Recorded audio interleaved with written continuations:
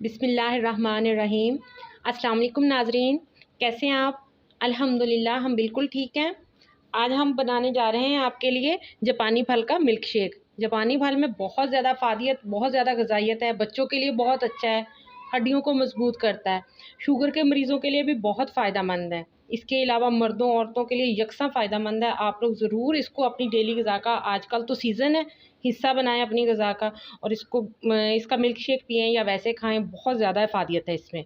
तो अब हम आपके लिए मिल्क शेक बनाएंगे। तो सबसे पहले ये मैंने लिए हैं 2 अदद जापानी फल और ये 1 गिलास दूध और ये 1 चम्मच चीनी। तो ये इसके लिए इसको ऐसे काटने के बाद मैं इसका गुद्दा अलहदा कर लूँगी और इसको करने के बाद फिर हम इसका मिल्क शेक बनाते हैं। ये देखें नाज़रीन, ये मैंने ऐसे काट कर इसका गुद्दा अलहदा कर लिया है। अब इसको हम इस जग में डालेंगे, यानी ब्लेंडर में।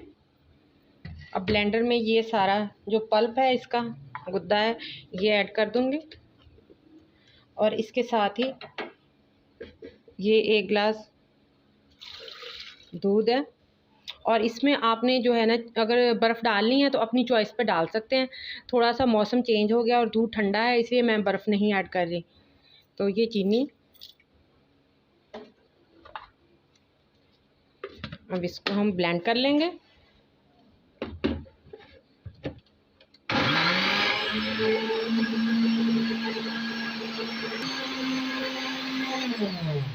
अब ये देखें, ये हमारा मिल्क शेक तैयार हो चुका है। इसे हम ग्लास में निकाल लेंगे।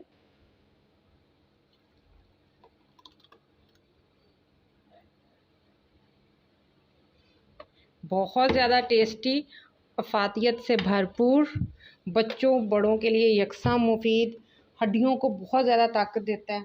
बाकी चीनी जो है वो आपकी चॉइस पे डिपेंड करती है। आप इसमें शुगर जितनी डालना चाहें उतनी डाल लें। कुछ लोग नहीं शुगर डालना चाहते क्योंकि ये ऑलरेडी मीठा होता है, तो आप लोग शुगर ऐड ना करें। तो और आजकल मौसम है तो इसको ज़रूर यूज़ करें। तो आज के लिए इतना ही। अल्लाह हाफ़िज़।